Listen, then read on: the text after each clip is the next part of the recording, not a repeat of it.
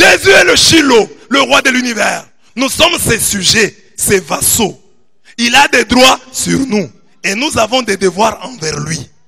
Les sujets tièdes, réfractaires, rebelles sont ceux qui se contentent du manteau, tandis que les sujets dociles sont ceux qui ont eu la grâce de voir la cuisse du roi des rois.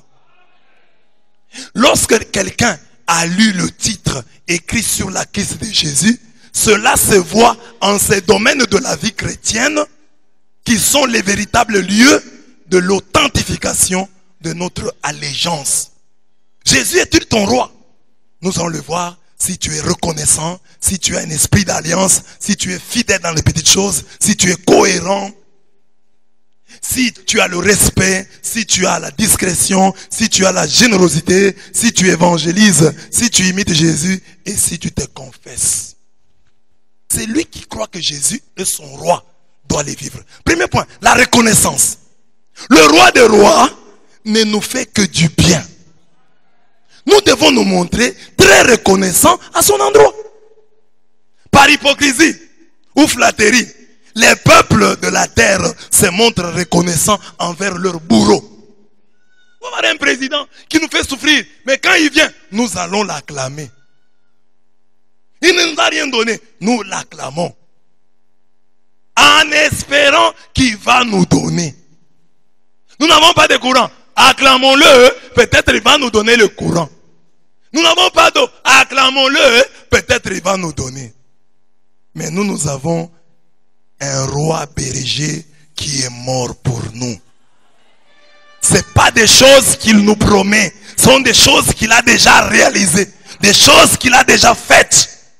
Si des gens pour une promesse d'une vie heureuse accueillent Fachi, acclament Fayoulou, se battent pour Moïse Katumbi, toi tu as un Dieu qui est déjà mort pour toi, qui s'est livré pour toi. Sois reconnaissant. Nous devons donc vivre à genoux devant lui, conformément à cette écriture. Dieu l'a souverainement élevé et lui a donné le nom qui est au-dessus de tout nom, afin qu'au nom de Jésus, tous genoux fléchissent dans les cieux, sur la terre et sous la terre, et que toute langue confesse que Jésus-Christ est Seigneur, à la gloire de Dieu le Père.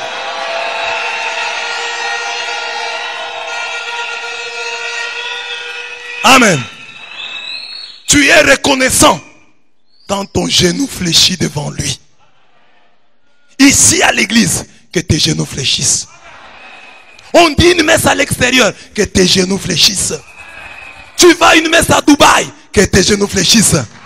Même si dans toute l'église, tout le monde est debout, toi mets-toi à genoux.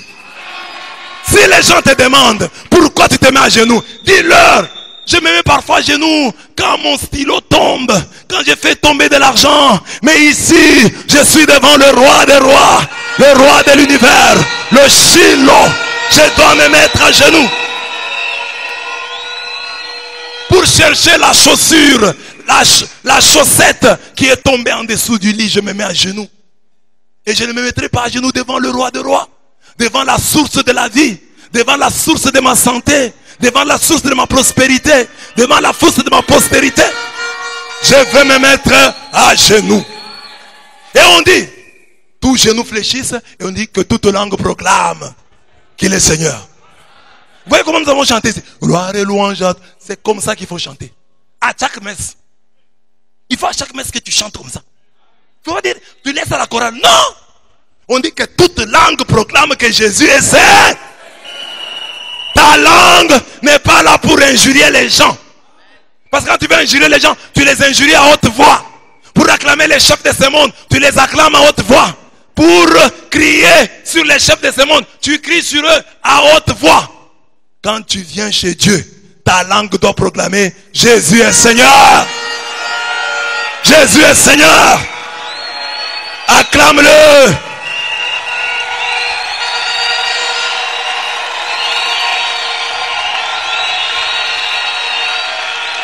Amen. Bien-aimé, il y a des moments de la vie où tu seras incapable de dire hey, Il y a des moments de la vie. Hey, tu meurs. Mais quand tu as encore la possibilité, dis hey. Amen. Pour Jésus, parce que tu le fais quand une chèvre vient voler tes légumes. Hey! Couchez! Couchez, couchez, couchez! Mais pour acclamer ton roi, pour interpeller l'enfant.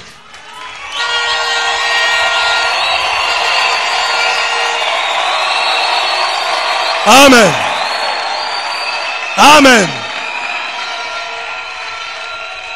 Les genoux lui appartiennent. Les genoux lui appartiennent. La langue lui appartient. Ne laisse pas la chorale chanter seule. Chante aussi. Fais entendre ta voix. Apprends aussi les couplets. Oh, moi j'apprends seulement les refrains. Les couplets c'est pour les... Chante. Quand le roi te fait du bien, tu es reconnaissant. Tu es reconnaissant vers le roi. Tu es reconnaissant. Alors, deuxième lieu, esprit d'alliance. L'esprit d'alliance, c'est quel esprit? Avec le roi de rois, on ne flirte pas. On a des relations durables qui sont frappées du sceau de l'alliance. Et qui dit alliance dit loyauté. Refus de trahir son roi.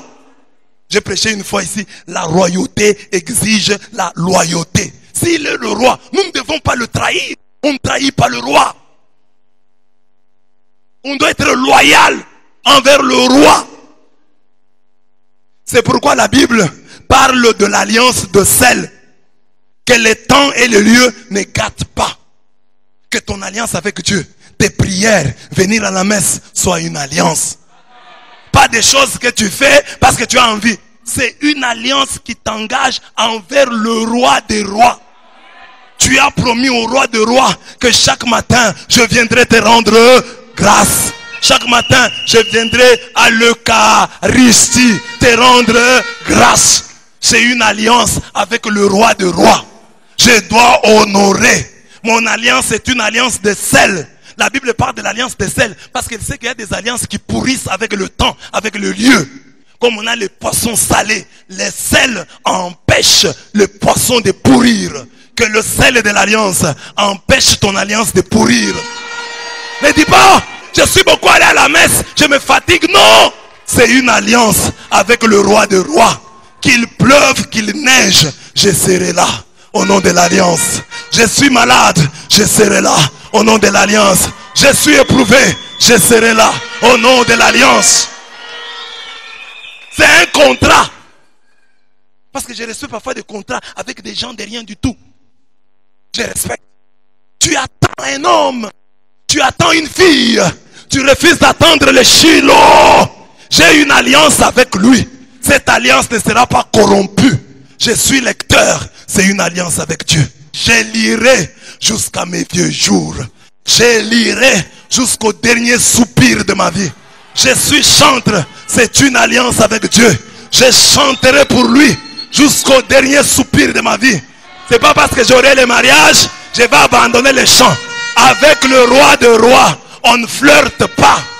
Flirter, ça veut dire rencontrer un garçon, une femme sur la rue et avoir avec elle des relations sans lendemain. Si c'est une alliance, quand bien même les jours passeraient, la vieillesse viendrait, je resterai fidèle à mon alliance. J'ai promis au roi des rois. Imaginez ici, le président t'appelle. Aldis, tu me fais un peu un poème demain. Moi le président. Oui, je vais te faire. Tu vas jouer avec ça. Tu vas jouer. Tu vois, tu écris en disant, si j'écris, il peut me nommer poétesse de la présidence. Là, il ne t'a rien donné, mais tu vas faire. Mais maintenant, le roi des rois, qui te garde, qui est mort pour toi, chante pour moi. Je vais chanter quand je serai chômeuse. Quand j'aurai le travail, je vais partir. Je vais chanter quand il n'y aura pas examen. Quand il y aura examen, je vais fuir. Je vais aller préparer mes examens. 3 fois par jour, Daniel se mettait à genoux. Même en temps de persécution. 3 fois par jour, Lisons le texte. Apprenant que l'acte avait été signé, Daniel monta dans sa maison. Les fenêtres de sa chambre haute étaient orientées vers Jérusalem. Et 3 fois par jour, il se mettait à genoux, priant et confessant Dieu. C'est ainsi qu'il avait toujours fait. Reprenons la finale. C'est ainsi qu'il avait. Reprenons. Qu'est-ce que toi tu as dans ta vie dont Dieu peut dire c'est ainsi qu'il avait toujours fait? Fidèle à ton chapelet, fidèle à ton rosaire. Daniel avait une alliance de prière, mais Job avait une alliance d'offrande. Lisons. Et quand le jour des festins était passé, Job appelait et sanctifiait ses fils. Puis il s'élevait de bon matin et offrait pour chacun d'eux un holocauste. Car Job disait, peut-être mes fils ont-ils péché et ont-ils offensé Dieu dans leur cœur. C'est ainsi que Job avait coutume d'agir. Deuxième fois, c'est ainsi que Job avait coutume d'agir. Troisième fois, Job avait... Quelles sont les offrandes qui sont une habitude pour nous? Job lui offrait pour chacun de ses enfants. Il avait des enfants bien éduqués parce que lui-même était un saint. Et il disait, peut-être mes enfants ont péché. Ils ont offensé Dieu. Que j'offre pour chacun une offrande, un holocauste. Pour chaque enfant. Toi tu as des enfants. Job lui disait, peut-être, mais toi tu as vu les crimes de tes enfants. Tu en es conscient, mais tu ne donnes aucune offrande pour eux. En matière d'offrande, même quand tu es jeune, tu dois avoir une alliance. Moi aussi, je paierai mes dîmes. J'ai donné mes offrandes. Le peu que Dieu me donnera. Que Dieu dise aussi du haut du ciel, tel par respect pour ma royauté. Il avait coutume d'agir ainsi. C'est ainsi qu'il avait toujours fait.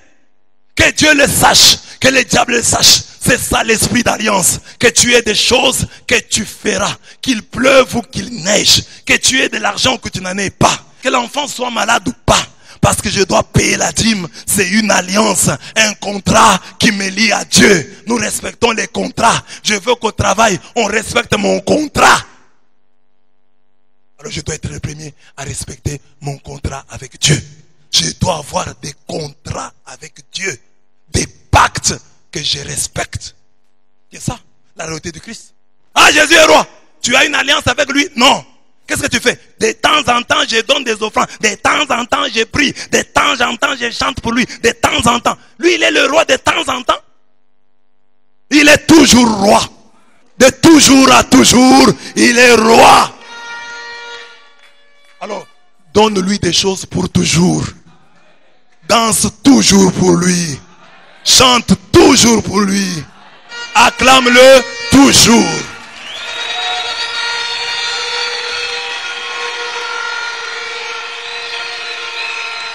Nous chantons sa royauté. Quand est-ce que lui peut chanter notre loyauté? Oh, Aldis, elle est loyale. Elle ne me trahit jamais. Elle respecte son alliance. Elle respecte son contrat. Elle a une alliance de prière avec moi.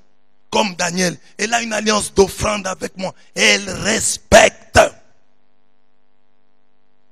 La fidélité dans les petites choses. Avec le roi des rois, la fidélité commence dans les petites choses. Celui qui est fidèle dans les moindres choses l'est aussi dans les grandes. Et celui qui est injuste dans les moindres choses l'est aussi dans les grandes. Luc 16, 10. Si Dieu et le diable sont dans les détails, la loyauté est aussi logée à la même enseigne. Dieu est dans les détails, le diable est dans les détails. La loyauté, c'est-à-dire le refus de trahir Dieu, le respect des alliances est aussi dans les détails, dans les petites choses. Les détails sont comme la signature, le sceau qui vient authentifier une longue missive. Notre vie spirituelle, c'est comme une longue lettre que nous écrivons à Dieu. Lorsque nous ne respectons pas les détails, C'est comme si nous avons rédigé une lettre sans signature. Il n'a pas de valeur. C'est comme si nous avons rédigé une lettre sans cachet. Je suis choriste, mais j'arrive en retard. Je suis choriste, je m'absente. Tu as écrit une lettre à Dieu, mais elle n'a pas de cachet, elle n'a pas de signature. Elle est donc invalide, elle est inauthentique, elle est sans valeur. C'est un tract. Ce sont les détails qui sont le sceau, la signature apposée au bas de notre lettre, de notre longue missive. La vie est une longue missive, une longue lettre que tu adresses à Dieu. Mais la signature, c'est dans les détails. Et la signature, vous vous en doutez, c'est un détail. Tu vas dire, le contenu est là. Tout ce que je voulais dire est là.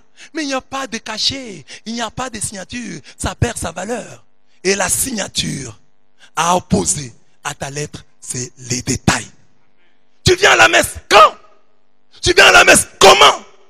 Quand tu veux. Aujourd'hui, je suis fatigué, je ne parle pas. Ça n'a pas de valeur. Amen. Beaucoup d'hommes et de femmes pensent que l'amour est dans les sacrifices onéreux. C'est une vue de l'esprit. L'amour, la loyauté, la fidélité loge d'abord dans les petites choses.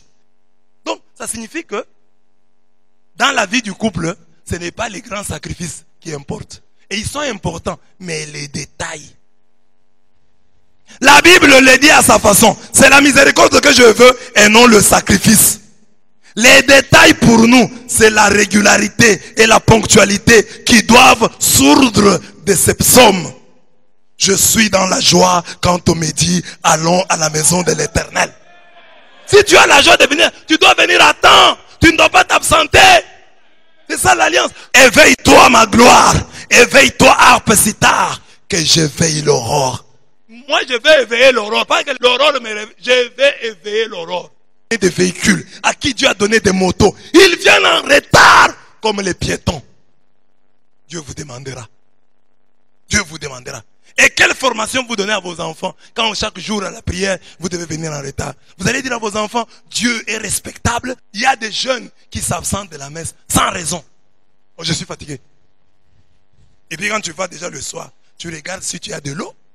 Les matins, je n'ai pas de l'eau. Désordonnée. La cohérence. La cohérence, là j'explique vite. J'ai dit seulement, être cohérent, ça veut dire que tu pries ici. Comme nous avons prié ici. Donc toi, gloire et louange à toi Seigneur. Nous sommes une communauté. Quand les gens nous voient, ils croient que nous nous aimons. Soyons cohérents. Être cohérent, c'est refuser de se contredire. C'est ça la famille. Alors, être cohérent, c'est dire, je ne peux pas contredire ça. Le blanc là que nous avons porté. La joie que nous avons partagée. Je ne peux pas trahir. Je ne peux pas trahir.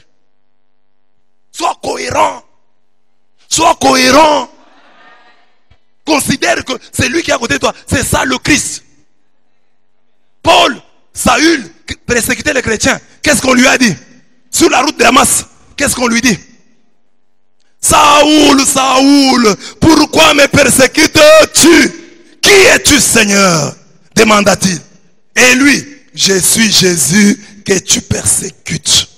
Donc, Jésus est où? Paul a touché Jésus. Paul touchait qui? Les chrétiens. Donc, Jésus, le roi des rois, il est visible à travers qui? À travers qui? Regarde le Christ. Où est le Christ? Où est le Christ ici? Où est le Christ ici? Il est où? Il est à mes côtés. Dis à ton voisin, c'est toi le Christ que je vois. Si je te frappe, je frappe le Christ. Si je t'injurie, j'injurie le Christ. Si je te critique, je critique le Christ. C'est nous qui devons nous défendre. Donc, comme nous sommes une famille, tu arrives quelque part, on commence à critiquer Chesco. Toi, tu dois être du côté. Non, ça c'est faux. C'est faux, c'est faux. Chesco ne peut pas faire ça. Et puis laissons ça. Soyons cohérents. C'est ça. J'avais faim, vous m'avez donné à main. J'avais soif, vous m'avez donné à... J'étais nu, vous m'avez donné des arts. Mais c'est à travers qui? Donc le Christ roi de l'univers que nous chantons, il est dans Aurélie. Il est dans Rhythm Pochi. Il est dans Marlène Kaboué. Il est dans Maître Christo Moukadi. Il est dans Papa Jean Kachala. C'est ça le Christ. Être cohérent, c'est dire, le Christ a dit, je suis dans chacun. Soyons cohérents. La déloyauté du chrétien envers son roi se voit dans le mal qu'il fait à la communauté par la médisance, par la calomnie et par sa mauvaise réputation. Comme chrétiens, ayons aussi une bonne Le respect. Jésus était respecté même par les démons. Mais toi tu te dis fils de Dieu. Tu te dis sujet du royaume de Jésus-Christ. Tu ne le respectes pas. Tu es à la messe. Tu causes au téléphone. Tu es à la messe. Tu fais autre chose. Mais les démons craignaient Jésus. Que nous veux-tu? Fils de Dieu, je te connais. Tu es le Saint de Dieu. Les démons, qui sont ses ennemis, le respectaient. Mais toi tu dis que tu es son sujet. Tu ne le respectes pas. Tu te joues de lui. Tu n'as pas de respect. Il parle, tu te lèves. Il parle, tu sors. Est-ce que si Fachi parle, toi tu peux te lever? Sortir? Si les démons qui ne sont pas les sujets de son royaume le respectent ainsi, que dire de nous qui le fêtons et l'adorons comme roi de l'univers? Il ne faut pas que nous soyons dépassés par les sauterelles qui n'ont pas de roi, mais qui savent marcher en rang discipliné. Tu es à l'église, tu dis que tu es le sujet du roi de rois, tu n'es pas discipliné. Dieu n'est pas un Dieu de désordre, il est le Dieu de paix. Que Dieu nous guérisse de notre indiscipline. Tu es ici dans le royaume de Dieu, tu es indiscret. Il y a des choses, je peux raconter à maman Francine, parce qu'elle est de ma communauté. Et nous avons une manière d'en parler. Je peux parler à papa Gilbert, il est de ma communauté. Nous avons une manière. Mais quand il y a un étranger, il y a des choses de la royauté du royaume qui ne doivent pas sortir. Non, peut-être un chrétien catholique, tu vas là-bas, où tu as vu un prêtre, ou dans une situation, où tu as vu quelque chose, même ce que tu as vu n'est pas vrai. Mais toi, tu es le premier à raconter. Oh, tu connais le prix d'une âme? L'abbé là, que tu vilipendes, dont tu racontes même les méfaits. Tu sais combien d'âmes tiennent encore même un peu sur la voie de Dieu à cause de son petit témoignage là. Il y a des gens, leur foi ne tient qu'à ce petit rien là. Quand tu racontes, tu peux perdre une âme. Quelqu'un peut aller en enfer à cause de toi. Et tu sais comment? Regardez comment on souffre ici à l'église. Depuis que j'ai commencé à parler, pour faire de vous des sujets du royaume de Jésus. Regardez comment je souffre. Mais maintenant, toi, on a trouvé déjà une âme. Elle est déjà acquise à Jésus. Mais elle est encore en train de chercher. Toi, tu vas aller lui raconter des choses que tu n'as même pas vérifiées, qui ne sont peut-être même pas vraies. Parce qu'il y a des choses qui peuvent être vraies, mais qui ne le sont pas en vérité. La faute ne fait pas de celui qui l'a commise un fauteur. C'est ainsi que même dans le match de football, on donne des cartons jaunes, des cartons rouges. Et il y a des joueurs à qui on donne rarement des cartons rouges, comme Messi. La discrétion. Les linges sales se lavent en famille. Mais beaucoup de chrétiens n'ont pas encore introduit cet appel à la discrétion. Lisons-le. Tu as entendu une affaire? Sois tranquille. Tu ne risques pas de haie. Pour une parole, l'insensé est dans les haies. Comme la femme en mal dans une flèche plantée dans la chair de la cuisse, telle est une parole dans le ventre du sot. Cette sagesse d'Euripide doit nous interpeller. Lisons-la. Parle si tes mots sont plus forts que le silence. Il y a des situations. Est-ce que si j'ai dit un mot ici, je vais changer quelque chose? Les gens qui travaillent à la cour royale sont des gens discrets. Des gens qui savent se taire. Dans les maisons des anciens rois, il y avait des eunuques. On castrait les gens. Mais il y en avait d'autres à qui on coupait la langue pour qu'ils ne parlent pas. Quelqu'un qui a vu les secrets du royaume, on dit cet homme risque de parler. On lui coupait la langue. Comme ça, il ne parlera jamais. Les gens qui travaillent à la cour royale, on dit celui-ci là a vu un grand secret. Il risque d'aller raconter, ça va créer des problèmes au royaume. On lui coupait la langue pour qu'il ne puisse pas parler. La générosité. Le roi des rois est très généreux. Lisons, vous connaissez en effet la générosité de notre Seigneur Jésus-Christ, qui pour vous, des riches qu'il était, s'est fait pauvre pour nous enrichir de ça. 2 Corinthiens 8, 9. S'il nous a enrichis de sa pauvreté, nous devons à notre tour être généreux et enrichir les autres de notre pauvreté. Il y a plus de bonheur à donner qu'à recevoir. Acte 20, 35.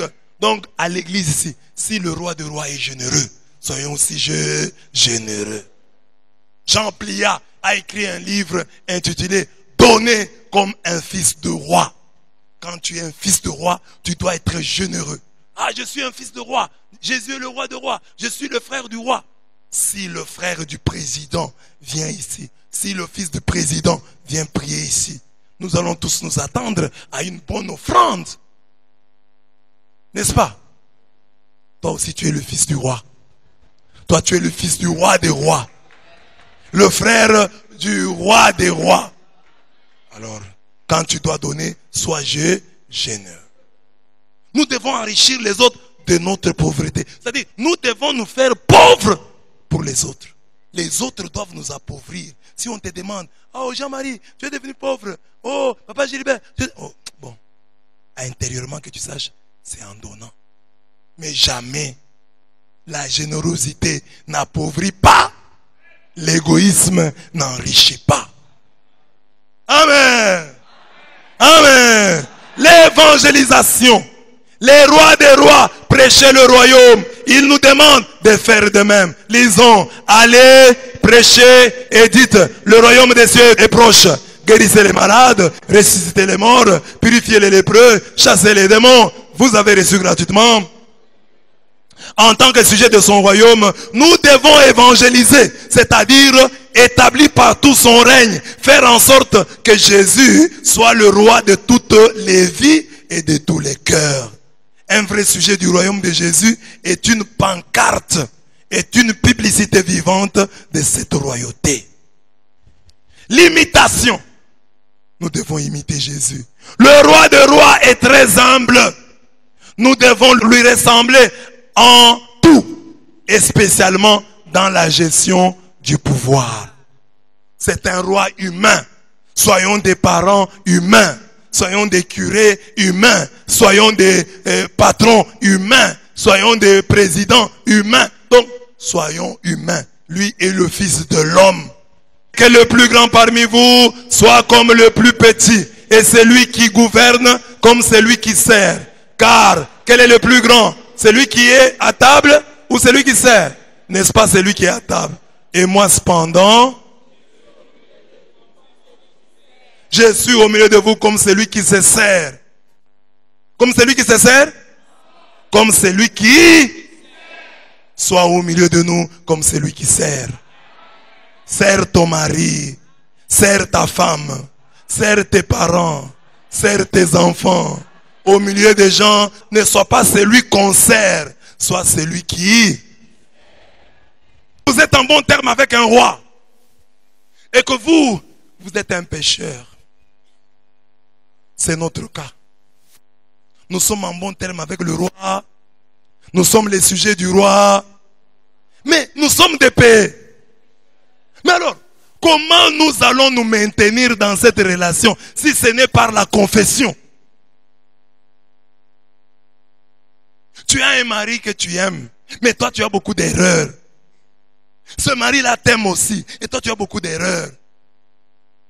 Quelle est l'arme qui te reste? C'est la confession, c'est l'humilité, cette capacité de demander pardon. Chérie, pardonne-moi. Je ne veux pas te perdre. Amen. Les hommes mariés, que ta femme te demande pardon. Dites amen. Les femmes mariées, que ton mari te demande. Parce que celui qui demande pardon montre qu'il tient à l'autre. Si tu as une femme qui ne te demande pas pardon, elle ne tient plus à toi. S'il est le roi des rois et que je veux bien garder mes relations avec lui, je dois me confesser. Je dois me confesser. Jésus est le roi. Or le roi là, nous ne voulons pas le perdre. qu'est-ce que nous devons faire? Nous devons nous confesser. Alors tu vas dire, oh, je me confesse chez moi. La confession de chez toi, elle est hypocrite. Elle est trop facile. Parce que quand tu es seul, tu t'injuries même parce que tu es seul. Mais quand tu dois dire la même chose au prêtre, tu vois comment ça coûte? Au prêtre de Dieu. Par exemple, tu as volé la poule d'autrui. Au prêtre de Dieu, hier, dans le cadre de la fête du Christ, roi de l'univers, je n'avais pas de poule. Que Dieu me pardonne. Pour fêter le Christ roi de l'univers, j'ai volé la poule du voisin. Maintenant, tu dis à l'abbé, qui parfois est bien avec toi, l'abbé là qui te respecte, qui te salue bien, et donc bonjour. Et tu dois lui dire, c'est ça l'humilité dans l'église catholique. C'est ça l'église catholique. Et quand tu fais ça, tu as grandi. Il ne faut pas venir en confession seulement quand tu as des petits bons péchés. Viens quand tu as des péchés graves. Que Dieu voit, que tu t'humilies, que Dieu... Parce que les autres, les églises de réveil, ils disent que bon, nous aussi nous demandons pardon. Mais ils vont chez eux. C'est facile. Le pardon qu'eux demandent est facile. Le nôtre est difficile. Et nous, comme nous croyons la royauté de Christ, nous disons, ça vaut la peine.